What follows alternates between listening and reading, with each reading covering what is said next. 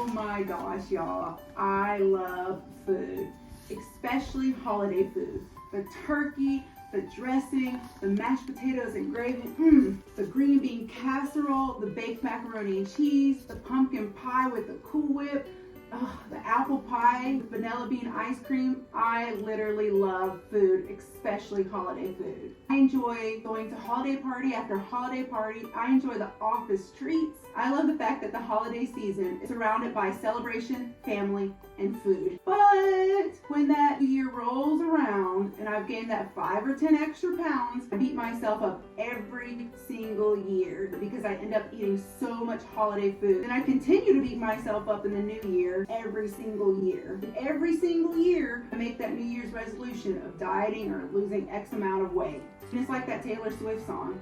Hello, it's me. I'm the problem, it's me. So this same exact thing happens to me year after year after year. I eat like crazy all holiday season, then I beat myself up and make that New Year's resolution to lose weight. We all know the definition of insanity, right? So this holiday season, I decided that I'm gonna do things a little bit differently. This holiday season, I'm going to enjoy my holiday food without all that guilt when the New Year's rolls around. So exactly how am I going to do that? Easy. I'm going to be mindful of what I am eating, and while I'm keeping myself accountable, I want to help you be mindful of what you're eating during the holiday season as well. So today I'm going to help you and me master mindful eating this holiday season by sharing some awesome tips that you can use and that I can use. So grab a seat and let's talk. Okay, so what exactly is mindful eating? Being mindful is the practice of being in the moment and being aware without judgment. If you are anything like me, being mindful is not easy. My mind tends to go 100 miles per hour. I end up worrying about hundreds of different things, all the things that I need to get done, all the stressors that are going on in my life, which makes it really hard to stay in the present moment. And that is what mindfulness is all about, is staying in the present moment. And mindfulness encourages you to notice the things that keep your mind preoccupied and then gently brings you back to what is actually happening in the present moment. So it's like grounding you. So the reason why I'm choosing to be mindful this holiday season is because it will help me be fully present for the experience of eating. Help me realize when to stop eating and allow me to really enjoy the food without just eating because the food is in front of me. And that's what I want to help you do as well.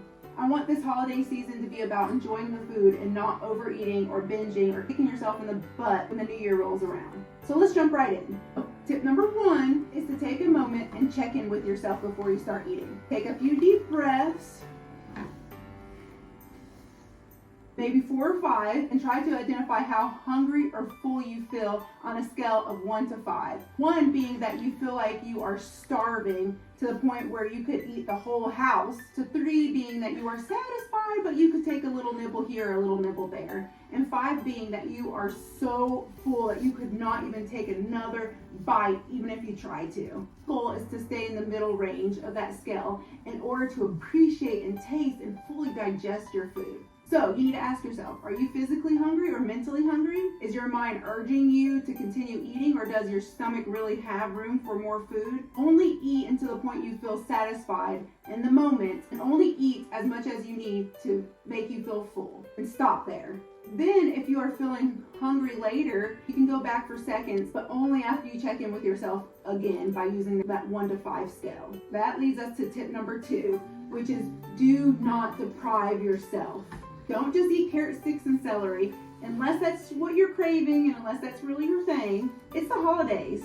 So choose the food you really want to eat and give yourself permission to eat it anytime and any amount. I know that sounds a little bit wacky, a little bit contradictory of what I'm trying to say, but if you do deprive yourself, you can accidentally set yourself up for overeating, which can cause you to have even more cravings of the holiday foods that you really want. So don't avoid those foods. Give yourself the permission to eat them. But if you do have a history of disordered eating, the consent of giving yourself permission to eat may seem a little scary or overwhelming. However, giving yourself permission to eat can help you notice and pause when you are full before you stuff yourself and feel so stuffed and uncomfortable. So that leads us to tip number 3, which is to serve yourself a plate of the holiday food. Resist eating straight from the bag or the box, or have somebody else making your plate, or just walking around and grazing on those snacks that are laying around everywhere. If you consciously pick what you want to eat and then put it on a plate, it's easier to see what you're eating, the amount that you're eating, and how much you're eating or how much you have eaten. It's very easy to fool yourself into thinking that you're not eating or that you're not eating a lot when you're walking around the room, going from table to table and just grabbing a few snacks from here and a few snacks from there. But it's harder to fool yourself, and it's harder to fully appreciate the food if you're not able to see it all together on your plate. So when you are filling your plate,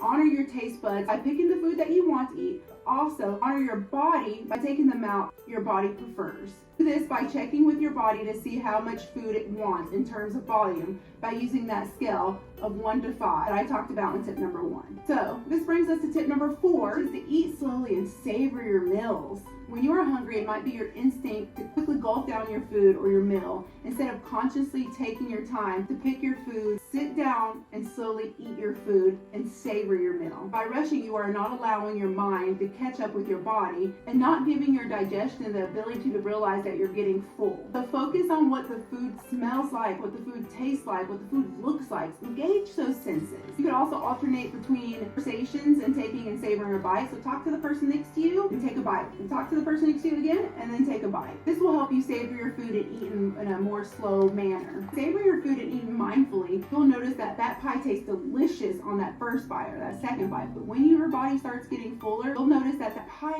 maybe tastes a little bit too sweet, which means that you've reached a point where your food is no longer as tasty as it was when you were actually hungry because you are full, and that's why it's no longer as tasty. So that means that you should take a break from your meal or just be done with your meal altogether. Only eat as much as you need in order to feel full. Do not overfill your stomach. So that leads us to tip number 5, which is to give gratitude. Before eating, you can take a moment and acknowledge the labor that went into providing the meal that you're eating. So take a moment to appreciate all that you have and recognize what a gift it is to have people who care enough about you that they have provided you with a meal to nourish your body and a warm environment to call home. You could also think about what you are grateful for each bite that you take, which will help you slow down your eating and help you savor that food. So that leads us to tip number 6, which is to let go of emotional eating. The holidays can be full of stressful moments, and sometimes without even realizing it, we tie an emotional factors such as stress to our foods. Instead of coping with our emotions, we end up grabbing a handful of cookies or curling up on the couch and eating a bowl of stuffing that we were supposed to bring to that holiday party that we were going to tomorrow. So find healthy ways to cope with your emotions and stress that's not food related. Take a second to relieve the stress. You can use outlets like taking a stroll around the neighborhood or spending time with friends or reading or writing in your journal. Just don't go and grab that bag of cookies and eat those emotions. This leads us to tip number 7, which is learning to say no. And for us people pleasers, yes, that's me, it's easier said than done. A lot of people, like I said, including me, have a difficult time of saying no to the social pressure of eating at the holiday dinners and parties. You feel like you're being rude or insulting or disrespectful if you do not eat all the food that is being offered to you. If you feel this way, you can take a small portion of food that only allows you enough for maybe a bite or two, or you could just be brave and say in a very respectful manner, no, but thank you. I know it is not easy to say no, but sometimes it's needed for your emotional and mental health. So practice saying no and just say no. So there you have it, folks. The 7 essential tips for mastering mindful eating this holiday season. Mindful eating offers many benefits throughout the year, but can especially be beneficial during a holiday season where there is an abundance of delicious food and tension to overeat. So this holiday season, take advantage of these mindful eating tips, which can help you pace yourself and feel present and be in the moment with your friends, your family, and your food. I hope you have a very happy holiday season. Thank you so much for watching. I'll see you on the next video.